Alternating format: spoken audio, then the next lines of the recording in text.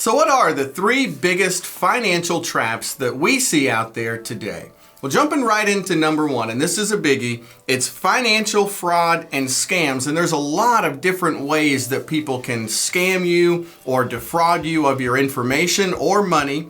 One way, and a big one that we see, is through Medicare and healthcare scams. They try to steal your personal information over the phone, or they may mail you fraudulent bills. Just got to be very cautious whenever giving out personal information, especially over the phone when you're receiving incoming phone calls. Got to make sure that you protect yourself. Once your information is out there, you can never get it back. So be very protective over your personal information when giving that over the phone, or again, receiving phone calls. Yep. Then the second one is phishing scam, which some of you have heard of this, some of you may not have heard of this. Phishing scams is where you get an email, and this email looks like it's from a person that you know, or maybe a company that you do business with routinely, a bank or just about anything out there.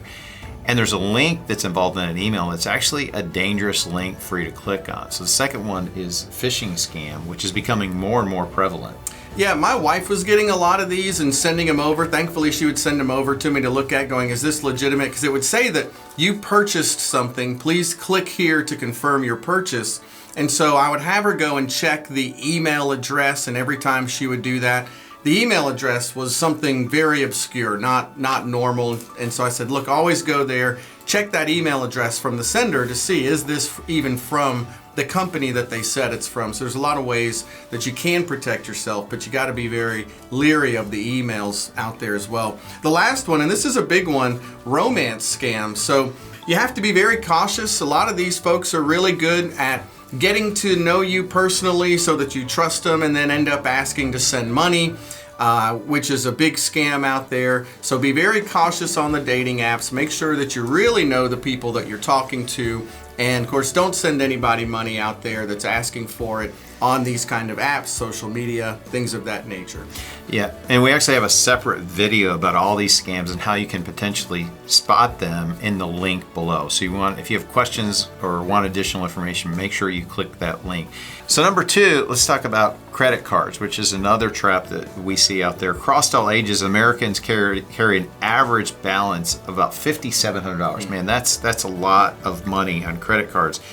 But here's what's even more surprising to me, that adults between the ages of 40 to 49 years old have an average of about $7,600 in credit card debt. That's a big number. It is a big number, and the bigger number in all of this too is the amount of interest that you pay. With interest rates going up, we're seeing some of the highest rates of interest being charged against credit cards, literally in the history of credit cards. A lot of those are up at 24% or more. If you're buying something on a credit card without the intent of paying it off, that's a trap.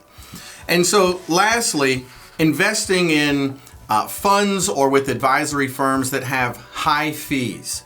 So if you're paying over around 1.5% or more in fees, whether that's through your advisory fee or mutual fund fees, that's too much for the amount of service, especially if it's just an investment advisor and they're not doing a lot of detailed financial planning. Yeah, and when you talk about fees, and this is such an interesting topic and one that people are very uninformed about, and it's not your fault, because our industry doesn't make fees really easy to be able to get to. Most people are familiar with the advisor fee. That's what you pay a financial advisor, their management fee. But what they're a lot less familiar with, because again, our industry doesn't make this very apparent, is all the internal costs.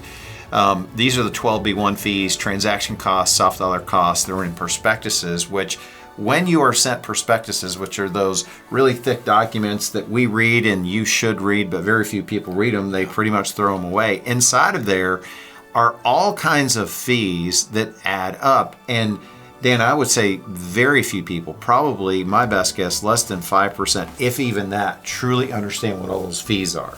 Well, like you said, it's hard to know how to obtain what those fees are.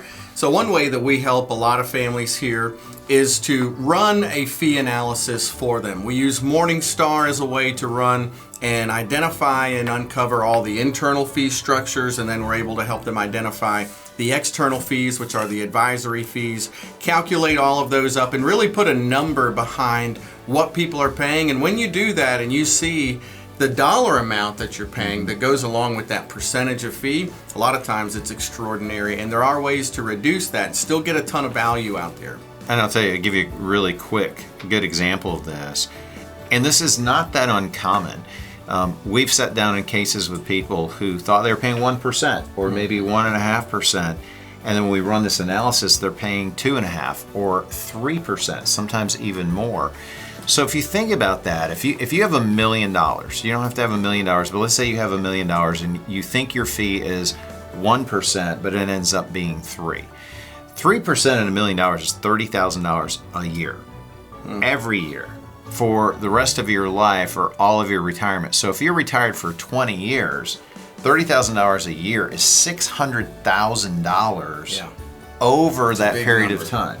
So to your point, if you could cut that down and to 1.5% or less, how much in that scenario, if you were going to pay $600,000 in fees, if you could save $300,000 over your retirement and use that money for you and your family, how much more meaningful would that be? So understanding those fees and understanding that trap is huge. Well, listen, thanks for watching Retirement Talk. Subscribe here to our channel to get all of our latest episodes.